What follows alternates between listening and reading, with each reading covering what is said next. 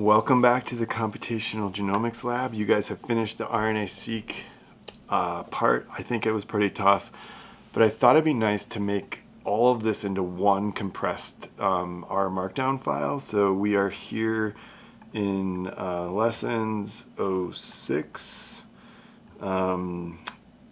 06 DESeq results script. So now if you ever need to run RNAseq, you can take all of the stuff you've learned and just run this really quick pipeline with just a counts table and a TPM table, and you will have all the data you need to start making figures, and that's what we're going to do in level 7. So congratulations, this should be all look very familiar. I'm going to set this as my working directory because we're going to save our results.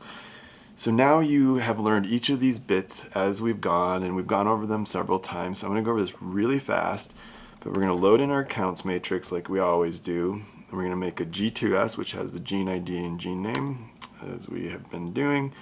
We have that pesky gene name column still in our counts matrix, which is in character and not a value, so we got to do that.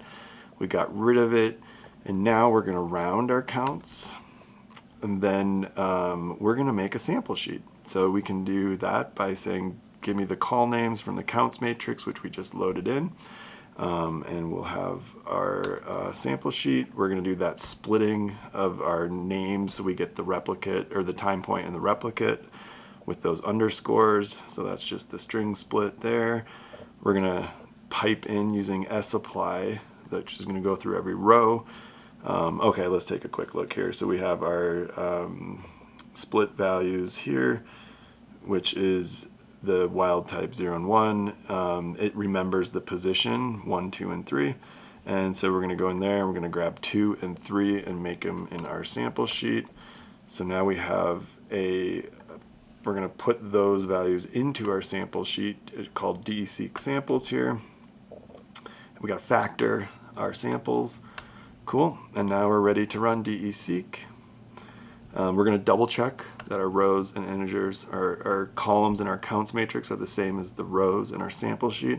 And notice I don't even have to look at this anymore because we've done all these so many times, we know what's going on here. You should check.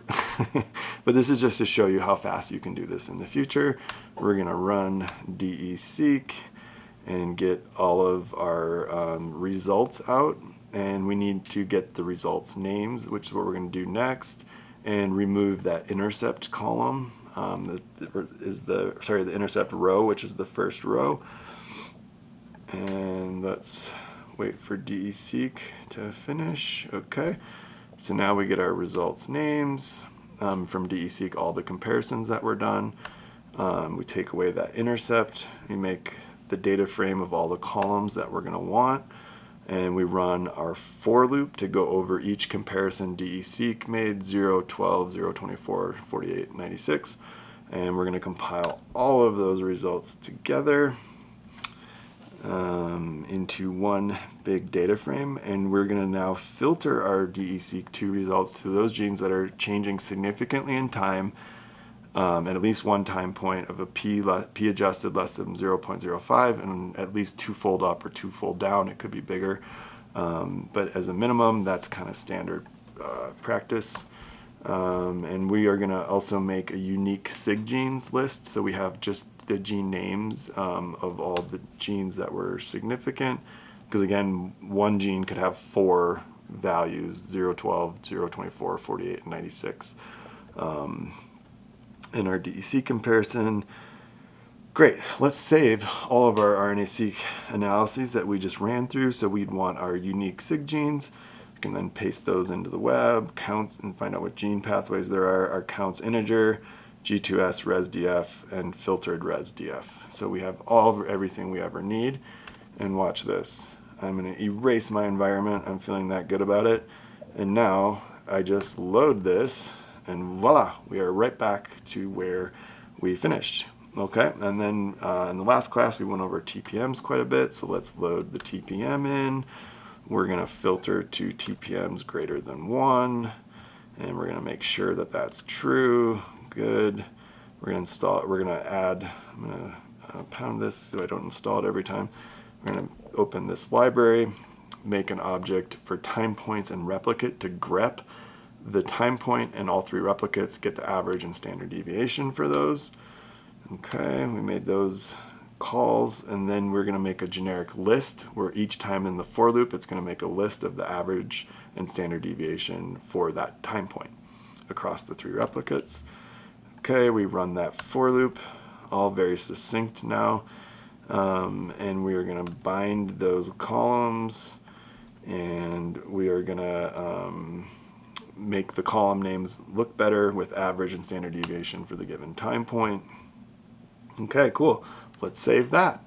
Let's save, we have our TPM file, which is all of our TPMs, our average and standard deviation values, TPM filtered, and let's save it all in this folder. And now again, we can erase all of this and simply run this and this. And we have everything we need to run all of our figures in the next lesson. Okay, congratulations. You have gotten through doing DESeq and getting the results out, analyzing them, how to take the average and standard deviations across replicates. It's been a lot, but I think this is a great way to see how much you've learned, and that in 100 and, I don't know, less than 200 lines of code, you have all the data you need for any RNA-seq data set you ever get in the future. Okay, and so now we will move on and start making figures. We'll see you there.